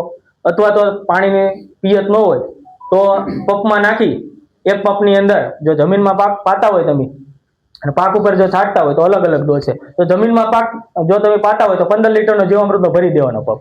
અને જો પાક ઉપર છાંટતા હોય તો તમારે 2.5 થી 3 લીટર ઉપયોગ કરવાનું છે માત્ર જીવામૃત. જમીનમાં પાતા હોય તો નોઝલ ખોલી દેવાની છે, અને કપાસ કે કોઈ પણ પાક કરતા હોય એટલે ઊભી હારે તમારે હાલી જવાનું છે. આવી રીતના ઉપયોગ કરવાનો છે જીવામૃતનો, બરોબર. એવી રીતના ઘન જીવામૃત છે. આ પ્રવાહી થઈ ગયું. ઘનની વાત કરીએ તો ઘન જીવામૃત છે. તમારી ઘરે છાણ હોય ગાયનું, સૂકવેલું સારું છાણ સૂકવી નાખવાનું, એકદમ એને ભૂકો કરી નાખવાનો, પાવડર કરી નાખવાનો છે. પાવડર આજે જીવામૃત આપણે બનાવ્યું ને, 100 કિલોગ્રામ છાણ લીધું ને તો 10 લીટર એની અંદર નાખી દેવાનું. નાખી દીધું એને, પછી એને સુકવવા દેવાનું 2 થી 3 દિવસ, અને પછી કોથળા ભરીને મેકી દેવાનું. 6 મહિના સુધી ઉપયોગ કરીને પાયાના ખાતર તરીકે, અથવા તો ફૂલ જ્યારે આવવાના હોય ત્યારે તમે ઉપયોગ કરી શકો. એટલે કેના જેવું કામ થાય? ડીએપી જેવું કામ કરે. કોણ કરે ડીએપી જેવું કામ? ઘન જીવામૃત, બરોબર. આ વાત થઈ ગઈ જીવામૃત અને ઘન જીવામૃતની. ત્યાર પછી વાત કરું બીજામૃતની. બીજામૃતની વાત કરીએ તો બીજને પટ આપવો એને બીજામૃત કહેવાય. બીજનો અમૃત, બીજને પટ આપવાનો, સમજાય છે? આપણે કપાસ લાવતા હોય તો કપાસ લાલ કલરના હોય બી, બરોબર, વાદળી કલરના મળતા હોય આપણને જોવા. તો એ શું છે આપેલું? એ કોઈ પણ ફૂગનાશક અથવા તો જંતુનાશકનો ડોઝ જ આપેલો છે ને, એક પટ તરીકે, કે જે જમીનજન્ય અને જે બીજજન્ય રોગો છે એનાથી આપણને તો એવી જ રીતે થોડોક અખતરો કરો ખાલી બીજામૃતનો. તમે બીજા તમે ભલે રાસાયણિક કરતા હોય, તમે એમાં દવાનો ડોઝ આપો, અને અડધો વીઘામાં અથવા તો 1 થી 2 સા એવા રાખો કે એમાં આપણે બીજામૃતમાં 5 બનાવવામાં કઈ રીતના આપેલું જ છે, તેમ છતાં કહી દઉં હું. 5 કિલોગ્રામ ગાયનું છાણ લેવાનું, 5 લીટર ગૌમૂત્ર લેવાનું છે, 50 ગ્રામ ચૂનો લેવાનો છે. માવા જે ખાવ ને ચૂનો, બાબુ ચૂનો આવે ને, એ 50 ગ્રામ લેવાનો છે ચૂનો. અને સજીવ માટી કીધી ને, એ 1 થી 2 મુઠ્ઠી, એટલે એ 50 ગ્રામ 100 ગ્રામ લેવાની છે. ત્યાર પછી 20 લીટર પાણી નાખવાનું છે. આ ડોયો બનાવી, ઘાટો ડોયો બનાવી, અને કાલ તમારે વાવણી કરવાની છે ને, તો આજે તમારે સાંજે ડોઝ આપી દેવાનો છે બીજને. જેવી રીતે ઓલો ડોઝ આપો ને, ભેળવો ને તમે દવા સાથે, એવી જ રીતના આમાં જાડો ઘટ પ્રવાહી બનાવીને ડોઝ આપી દેવાનો. આખી રાત સૂકા છે એટલે સવાર તમે વાવણી કરી શકો. આ થઈ ગઈ બીજામૃતની વાત. ત્યાર પછી વાત કરું આચ્છાદનની. આચ્છાદનની વાત કરીએ તો ખુલ્લી જમીનને ઢાંકવી એને આચ્છાદન કહેવાય. ઘણામાં આચ્છાદન કરતા હોય, બરોબર, મલ્ચિંગ કરતા હોય. તમારી ભાષામાં મલ્ચિંગ ઘણા ખેડૂત કરતા હોય ને. મલ્ચિંગ એટલે આપણે પ્લાસ્ટિકથી ને કરતા હોય, શાકભાજીમાં કરતા હોય, ઘણા તરબૂચ કરતા હોય તો એમાંય કરતા હોય મલ્ચિંગ, મરચીમાં કરતા હોય, રીંગણામાં કરતા હોય. તેવી રીતે મલ્ચિંગ એટલે આચ્છાદન, ગુજરાતીમાં આચ્છાદન કહેવાય આપણે. પણ આચ્છાદન પ્લાસ્ટિકથી ને નથી કરવાનું. આપણે આપણી જમીનમાં જે વધારાનો ખેત કચરો છે એ પણ તમે નીંદણનો હોય કચરો તોય પણ ભલે, ઘઉંનું ભૂસું હોય, બાજરાની પરાળ હોય, કોઈ પણનો આવો કચરો હોય, ખુલ્લી જમીન તમને જમીનમાં તમારી દેખાય તો ત્યાં ઢાંકી દેવાની. એટલે આ આચ્છાદન થઈ ગયું. જમીન ઉપર પાણીનો આધાર ઈ વાત તમે જો ડુંગળીની વાત કરીને તો ભલા આપણે જનરલી વાત કરીને 3 મહિનાનો ડુંગળી આપણે કાંજીની વાવી હોય તો 3 મહિના, પછી વાવીને આપણે બી થી વાવી હોય આપણે તો આપણે 5 મહિના લાગે. પણ 3 મહિના જે લાગે આપણે ડુંગળીને એથી 6 થી 7 પાણીની જરૂર પડે ખરેખર તો, બરોબર. પણ આપણે અત્યારે ખેડૂતો 12 પાણે તો મને ખ્યાલ છે ત્યાં 12 પાણે 13 પાણ 15 પાણે તો વહી જ જાય છે. હું વાત કરું મહુવાનો છું, બરોબર, મને ખબર છે ખેડૂતો 15 પાણ સુધી તો આરામથી પહોંચી ગયા છે. ત્યાં અમારે કેનાલની વ્યવસ્થા એટલે 2 પામ 3 ને ચોથા દિવસે પાણી આવી જાય. સમજાય છે વસ્તુ? હા એમ એમ હા 100%. પણ કાકા ગમે એટલી જમીન ને ભલે રાસાયણિક ખેતી કરતા હોય એના નુકસાન કહી દો તમને. આપણે ઉનાળામાં વાત કરીએ તો આપણા કવા ઓલમોસ્ટ પૂરા થઈ ગયા હોય, બરોબર, કવા કામ ન કરતા હોય, ઉલાળા લેવા પડતા હોય અડધી કલાક કલાક, તો આપણે ડાર હોય આપણી પાસે. ડાર પાછા નાના તો હોય નહીં આપણી પાસે, 1000 ફૂટથી ઉપર જ હોય, બરોબર. એમાંથી એને કેવું પાણી આવતું હોય? ગરમ પાણી આવતું હોય. ગરમ પાણી અમુક પાછા ભાઈડા શું કરે, એમાંથી ગરમ પાણી કાઢીને પાછું ઠંડુ કરવા કવામાં નાખે. પણ એમાંથી ને ક્ષાર તો નથી જ જવાના ને. ક્ષાર તો જે છે એ જ રહેવા. ભલે ઠંડુ થઈ જાય 2 ફીકર તમારી ભરી દઈએ અમે પાણી, હવામાં નાખો એટલે ઠંડુ થઈ જાય, પછી નાથી પાણી તમે પાવો ઠંડુ તો થયું. પણ ક્ષાર એમાં જેટલું ખાતરમાં ક્ષાર હોય ને એનાથી 7 થી 8 ગણા ક્ષાર હોય ને મેગ્નેશિયમ અને કેલ્શિયમના, તો એ પાણીના છે. એટલે જમીન સખત થવાનું કારણ હોય ને, જમીન બરડ થઈ જાય, આપણી કડક થઈ જાય, એકદમ પથ્થર જેવી થઈ જાય, તો એનું કારણ માત્ર ગરમ પાણીનો ઉપયોગ છે. અને ઉનાળામાં તમે તલ હોય આ પ્રકારનું પાણી પાવો તો કોઈ દી તમારે તલનો બીજી કોળ કાઢશે નહીં. એટલે તમે ઠંડુ પાણી આપી રાખો ને એટલે ઓટોમેટિક તમારે લીલકાઈ જાય હતા. એટલે ઘણા ખેડૂત કહેતા તલ વધતા નથી એવડા જ રહે છે. એનું કારણ માત્ર ને માત્ર હોય તો આ ક્ષારવાળું પાણી છે. આ વાત થઈ હોય ઢેફું એ લઈ લેવાનું, પાણીમાં ધોરિયામાં પાણી વાળતા હોય ના નાખવાનું. જો બુડબુડિયા બોલે તો આપણી જે ખેડવા લાયક છે, ખેતી લાયક છે, નગર પછી આપણા બુડબુડિયા બોલી ગયા, એટલું સમજી લેજો. આ વાત થઈ ગઈ વાપસાની. ત્યાર પછી જૈવ વિવિધતાની વાત કરું. જૈવ વિવિધતા એટલે હું? પદ્ધતિ, મિશ્ર પાક પદ્ધતિ એટલે હું?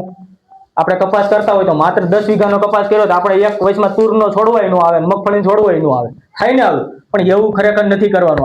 આપણે મિશ્ર પાક પદ્ધતિ રાખવાની છે. એની સાથે બીજો પાક વાવવાનો છે. એની સાથે એટલે એવું નથી કરવાનું 5 વીઘામાં કપાસ આવે 5 વીઘા મગફળી, એ નથી કરવાનું. પણ કપાસની 2 હાર છે ને એની વચ્ચે તમે ડોડાની લાઈન કરી દો, મકાઈની લાઈન કરી દો, મગફળીની લાઈન કરી દો, તુવેરની લાઈન કરી દો, મગની કરી દો, અડદની કરી દો ચોમાસામાં, તો કપાસ એની સાથે સહપાક તરીકે આપણે કઠોળ પાક લેવો જોઈએ. કેમ કે કઠોળ પાક તમને બધાને ખબર છે કે યુરિયાનું કામ કરે છે આપવાનું, બરોબર. હવામાં 78% જે નાઇટ્રોજન છે એના મૂળના બેક્ટેરિયા લે અને પોતે તો લે જ છે, સાથે સાથે બાજુવાળા પાકને પણ આપવાનું કામ કરે છે. એટલે યુરિયાની ન હોય તો ક્યાં જાજો 60 રૂપિયા કિલો મળે ચણાનો લોટ, લઈ લેવાનો. આપણે દવામાં બગાડી છે ને 1700 બેગ નથી લાવતા DAP ની, લાવીએ ને. બીજી વાત કરું, એટલા બધા ખર્ચા વધી ગયા.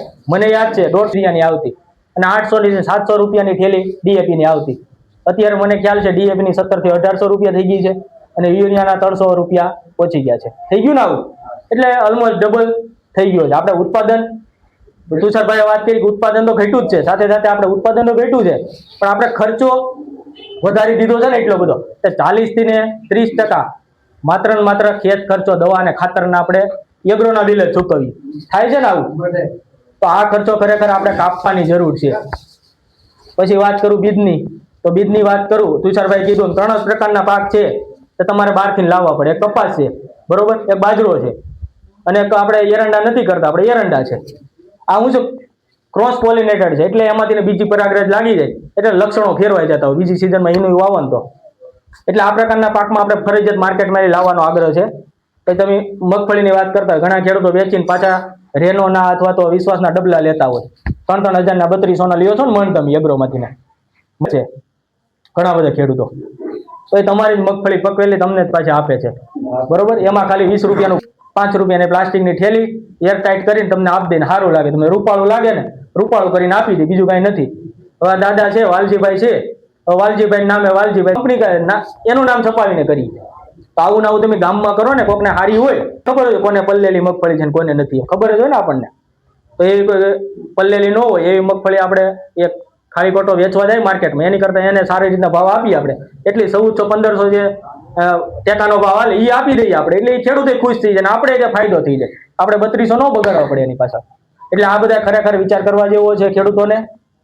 અને ખરેખર અમે એવું નથી કહેતા 10 વીઘા હોય તો 10 માં ચાલુ કરી દો કાલે સવારેથી, પણ એટલી તમે જાતે અખતરો કરો, અડધા વીઘામાં માત્ર અખતરો કરો, વધારે નથી કરવો. તો ઘરે ખાવા પૂરતી તમે કરતા હોય ને, ફળિયામાં વાડામાં થોડોક પટ્ટો કરતા હોય તમે શાકભાજીનો, તો એમાં ઉપયોગ કરો તમે. ખાલી અખતરો તમને સારું લાગે તો બીજા વર્ષે ચાલુ રાખજો, નકર બંધ કરી દેજો. આપણને ક્યાં ગોળી મારી દેવાની, બરોબર ને? તો આવી જ રીતના આપણે આશા રાખું તમારી પાસે કે વધારેમાં વધારે ખેડૂતો અખતરો કરે, બરોબર. અને જે એવું કહેવાવાળા છે પ્રાકૃતિક ખેતીમાં ઉત્પાદન ઘટે છે વધે, પણ તમે જાતે જ જોઈ લ્યો ને, અમારે નથી સાંભળવાની જરૂર. વાત સાચી, તમે જાતે જ અખતરો કરીને જોઈ લ્યો વધે છે કે નહીં ઘટે, બરોબર. જો ઘટશે તો બીજી વાર કોઈ દિવસ પ્રાકૃતિકના નામે તમારે મિટિંગ નહીં અટેન્ડ કરવાની, કોઈ તાલીમમાં જવાની જરૂર, કોઈને આપણે નથી પૂછવાની જરૂર. પણ ખરેખર અખતરો કરો, અખતરા કીધા વગેરે આપણે હવા ગોળીઓ મારી એમને. વસ્તુ એવી થઈ ગઈ ને આપણને ખરેખર ખ્યાલ જ નથી. તો 5 આયામોનો સારી રીતના અને કમ્પલસરી કમ્પ્લીટ, તો 100% મારું એવું માનવું, રાસાયણિક જેટલું તો ઉત્પાદન આવે પણ વધારે આવે તો એ નવીન નથી. અને ડેફિનેટલી કહી શકું એક વસ્તુ કે ખર્ચો છે, ખેતી ખર્ચો એ માત્ર 30 થી 40% ઘટીને 10% આવી જશે, બરોબર. એટલી વિનંતી સાથે મારી વાણીને વિરામું છું. આભાર. જય હિન્દ, જય ભારત.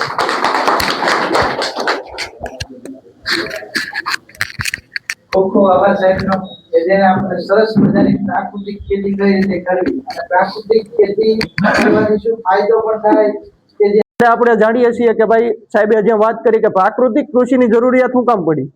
કોઈ કહેશે શું કામ જરૂરિયાત પડી?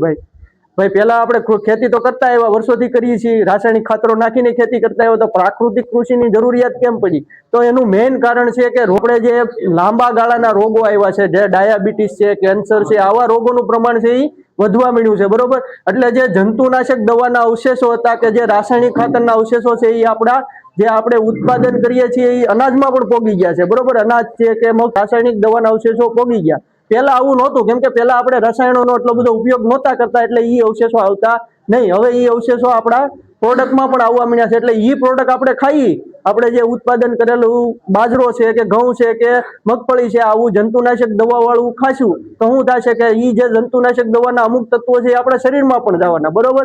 એટલે આપણા શરીરમાં જાય એટલે આપણા શરીરને કાંઈક જીવાતને એટલું નુકસાન કરતું હોય તો આપણા શરીરને તો નુકસાન કરતું જ હોય ને, એ તો દેખીતી વાત છે, બરોબર. કેમ કે જીવાતને એ જો 1-2 દીમાં સાફ કરી નાખતું હોય ખેતરમાંથી તો આપણા શરીરને થોડું ઘણું તો નુકસાન કરતું જ હોય, બરોબર.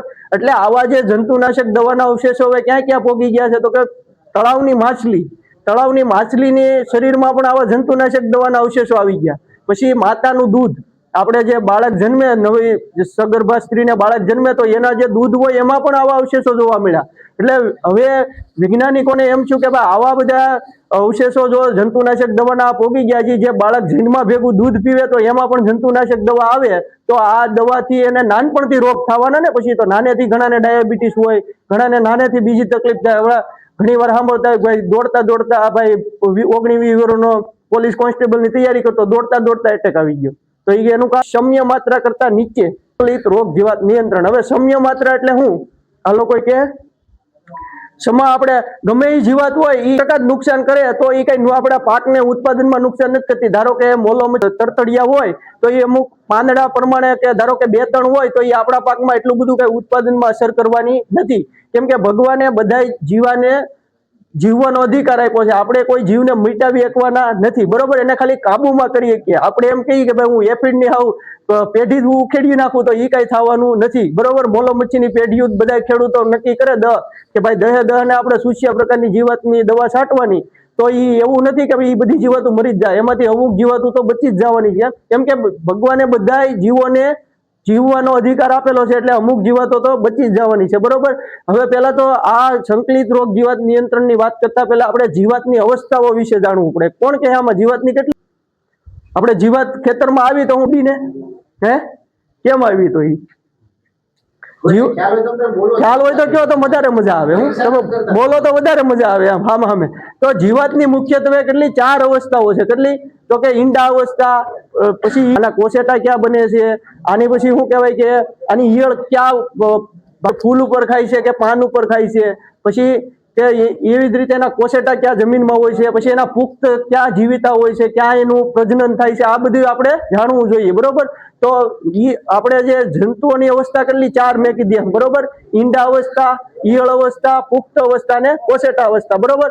હવે આમાંથી અલગ અલગ અવસ્થા નુકસાન કરતી હોય. કોઈ જીવાતની 2 અવસ્થા નુકસાન, ધારો કે નાળિયેરીમાં આપણે ગેંડા કીટક આવે છે નાળિયેરીમાં, બરોબર. એવી જ રીતે આંબામાં મેઢ આવે તો એની પુખ્ત અવસ્થા છે એ નુકસાન કરે છે, બરોબર. એવી જ રીતે અમુક જે લીલી ઈયળ આવે છે કે કાબરી ઈયળ આવે, ગુલાબી ઈયળ આવે કપાસમાં, તો એની ઈયળ અવસ્થા નુકસાન કરે, એની પુખ્ત અવસ્થા કઈ નુકસાન કરતી નથી. એમ અલગ અલગ જીવાત પ્રમાણે એની અવસ્થા નુકસાન કરતી હોય. તો આપણે પહેલા તો એ અવસ્થાને ઓળખવી પડે કે ભાઈ કઈ અવસ્થા નુકસાન કરે છે, બરોબર. એટલે અવસ્થા ઓળખી અને પછી એના નિયંત્રણના પગલા લેવા જોઈએ. તો હવે આપણે સંકલિત નિવારણ નિયંત્રણ ઉપર આવીએ તો આપણે આ 4 જીવાતની અવસ્થા, હવે તમારે કપાસમાં ધારો કે ગુલાબી ઈયળ આવી તો ગુલાબી ઈયળ હું ડાયરેક્ટ અંદર ઈંડામાં પોગી ગઈ હતી જીંડવામાં, એમ એને ઈંડા મૂક્યા હતા, ઈંડામાંથી ઈયળ બહાર આવી અને ઈ ઈયળે નુકસાન કર્યું, બરોબર. એટલે આવી રીતના આપણે બધી જીવાતોમાં એની અવસ્થા સમજવી ખાસ જરૂરી છે, બરોબર છે. આની તમને આવું કદાચ તમને માહિતી ન હોય તો ખાલી યુટ્યુબમાં લખો અથવા ગૂગલમાં લખો કે ભાઈ ગુલાબી ઈયળ, તો એના વિશે ગુલાબી ઈયળનું એમ લખો ને ખાલી, એટલે બધા વિડીયો આવી જાય કે ગુલાબી ઈયળ ક્યાં જીંડા મૂકે ને કેમ જીવે, નાખું કેમ એનું જીવન ચક્ર પૂરું કરે, એ બધા વિડીયો આવી જાય. આવો આપણે ટાઈમ કાઢીને થોડુંક બીજી જોતા હોય ત્યારે આવું જોઈએ કે ભાઈ ગુલાબી ઈયળ આવી છે તો ભાઈ એનું જીવન ચક્ર કેવું હોય છે, ઈંડા ક્યાં મૂકે છે, એની ઈયળ ક્યાં હોય છે, પછી ધારો કે આપણે કપા પૂરો થઈ ગયો તો એ ક્યાં જીવે છે, એ બધી માહિતી એના જીવન ચક્રમાં આવી જાય. હવે આવી જ માહિતી તમારે જો જોતી હોય તો અમારી જુનાગઢ કૃષિ યુનિવર્સિટીની એક એપ્લિકેશન છે, JUI કૃષિ સંહિતા કરીને એક એપ્લિકેશન. એ બધી જીવાતો અને બધા પાકોની વૈજ્ઞાનિક ખેતી પદ્ધતિ વિશેની માહિતી આપેલી છે. આપણે એપ તમારે પ્લે સ્ટોર હોય ને ફોનમાં, મોબાઈલમાં, બરોબર. તો એપ્લિકેશન નામ આપણે ફેસબુક કેમ આવે એની જેમ JUI કૃષિ સંહિતા એમ લખશો એટલે એક એપ્લિકેશન આવી જાય, બરોબર. એ એપ્લિકેશન તમારે ડાઉનલોડ કરી લેવાની.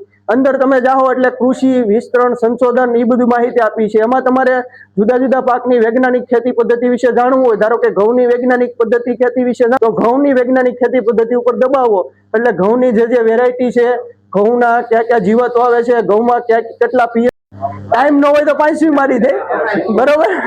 પણ ખરેખર 1 વર્ષે નહીં ને 1 વર્ષે તો 28 જોવે ઉનાળામાં ઊંડી ખેડ. હા, ઉથલી એકવાર જમીન ઉથલી જાય એટલે શું થાય કે ઊંડી ખેડ થાય તો જે અમુક જમીનજન્ય જીવાતો છે, બરોબર, મગફળીનું ભેણ છે કે અમુક જે જમીનજન્ય જીવાતું છે એના કોશેટા છે એ સૂર્ય તો અસંખ્ય બગલા હોય, વાહ ભાઈ, હું તમારે ટ્રેક્ટરની વાહ એને શું કામ છે, એનું કામ એક જ છે કે જે જીવાતના કોશેટા હોય કે જીવાત જે ઈયળો હોય એને ઈ ખાઈને આપણે કુદરતી કંટ્રોલ કરે, બરોબર. હવે તમે ટ્રેક્ટર રાખતા ઘણા તમારે જે વડીલો પાસેથી થોડું ઘણું પ્રેક્ટિકલ જ્ઞાન આ ગામમાં જે કંઈક જ્ઞાન મળ્યું હોય ને એ આ ગામમાં પહોંચાડીએ, યુનિવર્સિટીમાંથી કંઈક મળ્યું હોય જ્ઞાન એ તમારા સુધી પહોંચાડીએ. 2 થી 3 રીત છે મિત્રો એની. એક, આજે જે તાલીમ રાખેલી છે આને એક પ્રકારની તાલીમ કહેવાય. આ 1 દિવસની તાલીમ હોય. આવી 3 દિવસની પણ તાલીમનું આયોજન થાય જિલ્લાની બહાર. એટલે કે ભાઈ માની લો કે આપણે ભાવનગર જિલ્લાના વતની છીએ અને તમને જુનાગઢ છે, નવસારી, દાંતીવાડા કે આણંદ લઈ જવાના હોય તો ત્યાં આવવા જવાના બીજા 2-3 દિવસની રોકાણ એમ કરીને 4-5 દિવસની તાલીમનું આયોજન કરીએ, જેવો તમારો રસ. પછી 10 દિવસની પણ તાલીમ આવે તો ભાઈ ગુજરાતની બહાર જવાનું થાય. ક્યાં? ભારતની અંદર ગમે ત્યાં, મહારાષ્ટ્ર છે, મધ્યપ્રદેશ છે, રાજસ્થાન છે, હરિયાણા છે, દિલ્હી છે, કે આપણા જે કાંઈ ખેતીવાડીના પાક તમે પકવતા હોવ અને એમાં તમને મુસીબત થતી હોય અને એના જે ભારતની અંદર કેન્દ્રો હોય તો ત્યાં લઈ જવાના, લઈ આવવાના તમામ ખર્ચો રાજ્ય સરકાર, ભારત સરકાર આપણી ભોગવે છે. એમાં મહત્વનો ફાળો એક જ છે કે ભાઈ તમને રસ હોવો જોઈએ. ન્યાય પણ તમને રસ વગેરેના આવો તો એનો કોઈ અર્થ નથી. બેઠા હોય તમે ત્યાં મન આપણું જાગદારમાં પડ્યું હોય તો એ ન હાલે. ન્યા તમારે કાન, તમારું મગજ સતત ન્યા જ સ્થિર રાખવું પડે. ન્યાના વૈજ્ઞાનિકો હોય છે, તમને જે સરસ મજાની શૈલીમાં સમજાય એ રીતે તમને સમજાવવાની કોશિશ કરશે. બરોબર, ત્યાં ભાષા હિન્દી છે પણ આપણને સમજાય એવી લેંગ્વેજમાં આપણને સમજાવશે. કારણ કે ભાઈ એણે જે કાંઈ સંશોધન કર્યું છે ને એ મારા મોટી જાગદારના ખેડૂતના ખેતર સુધી પૂગવું જોઈએ. એ પૂગશે તો તમારા ઉત્પાદનમાં કંઈક વધારો થશે અને તો તમારી આવકમાં વધારો થશે. આજે આપણે જે કાંઈ ચર્ચા કરી, સાહેબે સરસ મજાની વાત કરી કે ખાલી દવા દવા દવા દવા ઠોક ઠોક ન કરો ભાઈ. ઘણી પદ્ધતિ એવી છે કે અટકાવી શકાય ગુના, ઘણી રીતે અટકાવી શકાય. ગુના અટકાવવા માટે એક દંડો પોલીસ વાળા પછાડે અને જે સંતો મહંતો આપણને જે વાત કરે છે કે ભાઈ આ ગુનો ન કરો, તો આમાંથી તમારે કઈ રીતે સમજવાનું અથવા મારે કઈ રીતે સમજવાનું એ આપણે નક્કી કરવાનું છે. ભાઈ સંતોની વાણી આ બધા એક પ્રકારના આમ તમે જો ને કૃષિ સંતો જ છે, ખેતીવાડીનું ભણીને તમને પીરસે છે. કે પછી ઓલા જે એગ્રો વાળા સમજાવે કે ભાઈ તમારું 1 લાખની આવક હોય ને એમાં 35,000 મારાય છે એગ્રો વાળાને, બરોબર છે. એટલે આપણે શું કરી ખબર, આપણા ખેતરની અંદર ગધા વેચરું કરી કરીને કમાઈને દુકાન વાળાને દીધા કરી છે, આપણા છોકરાને દેતા નથી. એટલે તમારા વડીલો નક્કી કરવાનું છે કે તમારે કોને મોટા કરવાના છે, દુકાન વાળા વેપારીઓને કે તમારા પોતાના પરિવારને. જો તમને એમ લાગે કે તમારા ખીચાના પૈસા તમારા પરિવાર પાછળ ખર્ચાય અથવા એના જ કામ લાગે તો અહીંથી જે કંઈ કીધું, 1 વાત 2 વાત 5 વાત જે તમને સારી લાગે એ તમે તમારા જીવનમાં ખેતરની અંદર ઉપયોગ કરજો. અને તમને એમ લાગે કે ભાઈ પરિવાર ગયું 3 પે મારે મારા વેપારીઓને મોટા કરવા છે, તો અમારું કાંઈ માનતા નહીં, તો બેઠા જ છે ત્યાં કાતર લઈને, બરોબર છે. તો હવે બાપુ કઈ કહેવાનું છે સાહેબ, માહિતી આપવાની? હા, એક વાત તમને કહી દઉં મિત્રો, આજે તમે અહીંયા તાલીમ ગોઠવેલી, સાહેબ જે સેન્ટરમાંથી આવે છે એનું નામ છે ARS, એટલે કે ખેતીવાડી સંશોધન કેન્દ્ર, એગ્રીકલ્ચર રિસર્ચ સ્ટેશન. ત્યાં ફળ પાકનું સંશોધન થાય છે. ત્યાં જો મારા મોટી જાગદાર ગામના ખેડૂત ભાઈઓ 30 અને ખેડૂત બહેનો 30 આ જો ત્યાં આવવા માંગતા હોય તો અમે તમારી 3 દિવસની તાલીમનું આયોજન કરી દઈશું. તમારા આવવા જવાના વાહનનો ભાડો 1 દિવસનો આપશું. 3 દિવસના તમને દરરોજના 200 રૂપિયા લેખે સ્ટાઇપેન્ડ આપશું. સાંભળજો, તમે આવશો ને એનાય પૈસા સરકાર તમને ચૂકવશે. દરરોજના 200 રૂપિયા લેખે. 1 મિનિટ, વાહન વહી જાય પછી વાત. 2 મિનિટો, વધારે સમય નથી લેવાનો. હવે આપણે રસોઈ આવી ગઈ છે, બરોબર, ભૂખા ભજન ન થાય, આપણને ખ્યાલ છે. વાહન વહી જાય ને એટલે તમને મહત્વની વાત કરી અને મારી વાણીને આજના આપણા કાર્યક્રમને તાલીમનું આયોજન થાય છે ભાઈઓ. એ યોજનાનું નામ છે તાલીમ અને મુલાકાત, જે અમારી ભાવનગરની કચેરી છે. ભાવનગરની કચેરી કઈ જગ્યાએ આવેલી છે એ તમને વાત કરી દઉં. શામળદાસ કોલેજનું નામ સાંભળ્યું? શામળદાસ કોલેજ આપણી ભાવનગરની જૂનામાં જૂની કોલેજ. એ શામળદાસ કોલેજની અંદર ક્રિકેટ ગ્રાઉન્ડ છે, એની પાછળ આપણું ખેડૂત તાલીમ કેન્દ્ર છે કે જે આપણી વચ્ચે છેલ્લા 44 વર્ષથી કામગીરી કરે છે. કેટલા? 44 વર્ષથી. આ 44 વર્ષથી કામગીરી શું કરે છે તો ભાઈ ખેડૂતોને તાલીમ આપે છે, ખેડૂતોને પૈસા પણ આપે છે. કઈ રીતે? તમે 3 દિવસ અહીંયા ARS સેન્ટરમાં તાલીમ લેવા આવો મહુવા ખાતે, પ્લાન્ટેશન ખાતે, તો તમને દરરોજ 200 રૂપિયા લેખે સ્ટાઇપેન્ડ આપીએ, આવવા જવાનું વાહનનું ભાડું આપીએ, ચા નાસ્તો ભોજન ત્યાં કરાવીએ. આ તાલીમની વાત થઈ, એની અંદર શું તાલીમ મળે તો કે ખેતી, પશુપાલન, બાગાયત, મત્સ્યપાલન, તમારું શરીર કેમ તંદુરસ્ત રહે એટલે એના માટે અહીંયા ડોક્ટરોની પણ અમે તમને તાલીમ ગોઠવે, કઈ કઈ બીમારીથી કેમ બચાય ખેતીના કામ દરમિયાન. આની વિશે તાલીમ આપીએ, તમને અહીંયા પ્રેક્ટિકલ કરાવીએ કે ભાઈ એક ફૂલને બીજા ફૂલની અંદરથી સુંઘાડી અને નવી જાત કેમ પેદા કરાય, મધપાલન કેમ કરાય, નવી નારિયેળીની વેરાયટી કે કોઈ પણ પાકની નવી વેરાયટી કેમ સંશોધન થઈ શકે, તમારા શેઢા ફરતે જે કાંઈ વધારાની ફાજલ જમીન છે ત્યાંથી પણ તમને કેમ આવક મળી શકે, વધારાની જગ્યા છે ને આપણી માટે, તો એની તાલીમ આપીએ છીએ. પ્લસ આ તાલીમ પૂરી થાય ત્યારે અમે તમને 700 થી 800 રૂપિયાની જેવી ભારત સરકાર કે ગુજરાત સરકારની ગાઈડલાઈન છે એ પ્રમાણે અમે તમને કીટ આપશું. કીટની અંદર શું હોય છે તો ભાઈ પુરુષો હોય તો એને શાકભાજીના બિયારણની કીટ આપીએ છીએ, અથવા ટ્રાયકોડર્મા છે, બિવેરિયા બાસિયાના છે કે લીમડાના તેલની બોટલ જે તમારા ખેતરના પાકની અંદર તમે ઉપયોગ કરી શકો. બહેનો જો તાલીમમાં આવે તો ઘણી વખત બહેનોને દાંતરડા છે, તગારા છે, દૂધ દોવાના કેન છે, આવી બધી વસ્તુ મેં આપીએ છીએ, કારણ કે બહેનો મોટા ભાગે પશુપાલન સંભાળતા હોય છે. તો આ એક 700-800 રૂપિયાની કીટની વાત થઈ. 600 રૂપિયા તમને રોકડા એટલે કે દરરોજના 200 રૂપિયા લેખે 3 દિવસનું સ્ટાઇપન્ડ આપીએ, વાહન આવવા જવાનું ભાડું આપીએ, ચા નાસ્તો ભોજન કરાવીએ. ત્યારબાદ તમને એક પ્રમાણપત્ર આપીએ કે ભાઈ આ વ્યક્તિ, આ ભાઈ કે આ બેન છે ને એને 3 દિવસની મારી આ તારીખમાં તાલીમ લીધી છે. તો આ પ્રમાણપત્રનું શું કરવાનું? એને હું ચૂલામાં નાખીને પાણી ગરમ કરવાનું? તો કે ના, તમે જે તાલીમ લીધી છે એ તાલીમ થી તમારે અહીંયા તમારા મોટી જાગદાર ગામની અંદર 5, 25, 50 ખેડૂતો ભેગા થઈ એક યુનિટ ઊભું કરવું છે. યુનિટ એટલે શું? તો ભાઈ માની લો કે તમે અહીંયા મરચાની ખેતી કરો છો, મરચા પકવી, જે આપણે ચટણી બનાવીએ, આપણે પાવડર બનાવીએ, બરોબર છે. તો એ મરચા બજારમાં જ્યારે વેચવા જાવ ત્યારે ભાવ હોતો નથી. હળદર પકવતા હોય, હળદરનો બજારમાં લીલી હળદરનો ભાવ ન હોય, તો તમારે જેવા ખેડૂત જે ઉત્સાહી ને ખંતવાળા ખેડૂત હોય ને એમ કે ભાઈ લાઈનો આનું પ્રોસેસિંગ કરી નાખું, આનો પાવડર બનાવી નાખું, 250 ગ્રામ, કિલો, 2 કિલોના પેકિંગ કરીને પછી બજારમાં મારું બ્રાન્ડિંગ કરીને વેચું. તો ભાઈ એકલ દોકલથી થાય નહીં. હાલો 15 જણા ભેગા થાય, એ 15 ખેડૂતો એનો એક સમૂહ બને, એક આવી જગ્યા રખાઈ જાય ને ઓલા મશીનો બધા મુકાઈ જાય. તો આ જે મશીનો મૂકવામાં ખર્ચો થાય, આ જયારે ખર્ચો તમે સહકારી બેંકની અંદર લેવા જાશો ને, ભાઈ લોન લેવા, ખેડૂત છે આ અમે તાલીમ લીધેલી છે, તો એ જે લોન ની અંદર માની લો કે તમારી પાસેથી 8% વ્યાજ લેવાનું હોય ને, અહીંયા 3% તમને ત્યારે રાહત મળશે. આ કામ છે સર્ટિફિકેટનું. તો તમને સર્ટિફિકેટ એ રીતે પણ કામ લાગશે. આ વાત થઈ સર્ટિફિકેટની. ત્યારબાદ વર્ષ જ્યારે પૂરું થતું હોય, નાણાકીય વર્ષ, આમાં ઘણા એને ખ્યાલ હશે, માર્ચ એન્ડિંગ, માર્ચ મહિનામાં નાણાકીય વર્ષ પૂરું થાય. પેલી ફેબ્રુઆરી મહિનો એટલે કે આપણો બીજો મહિનો, એની અંદર અમે ખેડૂતોને પ્રવાસ કરાવીએ છીએ. 7 દિવસનો અને 10 દિવસનો. બહેનો હોય તો 7 દિવસનો પ્રવાસ કરાવીએ છીએ આખા રાજ્યમાં, અને ભાઈ હોય તો 10 દિવસનો પ્રવાસ કરાવીએ છીએ. આ પ્રવાસ ક્યાં કરાવીએ? કોઈ ધાર્મિક જગ્યાએ નહીં. આપણા માટે ખેતી આપણો વ્યવસાય છે, તો આપણા મોટા 4 ધામ છે. ક્યાં? તો કે જુનાગઢ કૃષિ યુનિવર્સિટી, આણંદ કૃષિ યુનિવર્સિટી, નવસારી કૃષિ યુનિવર્સિટી અને દાંતીવાડા કૃષિ યુનિવર્સિટી. આ જે 4 ધામ છે એના અમે તમને દર્શન કરાવીએ.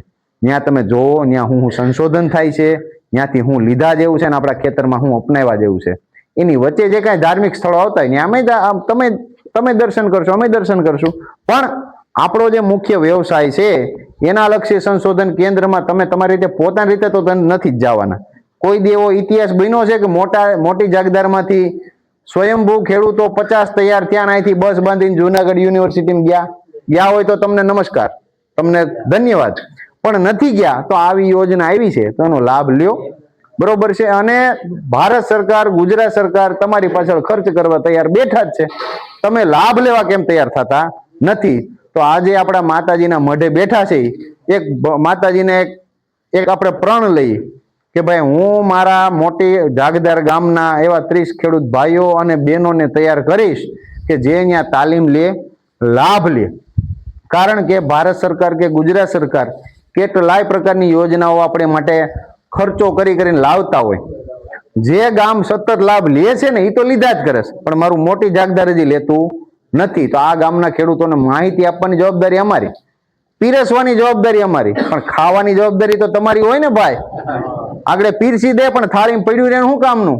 ખાવું તો તમારે જ પડશે, બરોબર. તો એની માટે હવે બહુ જાજી તમને વાત નથી કરતા, બહુ જાજુ જ્ઞાન નથી આપતા, આપણે કઈ મોરેરે બપુ તો છે નહીં.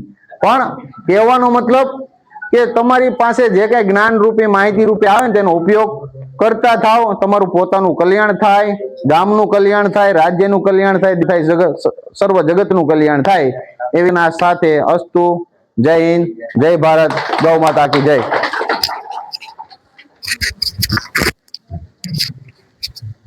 ખૂબ ખૂબ આભાર સાહેબનો.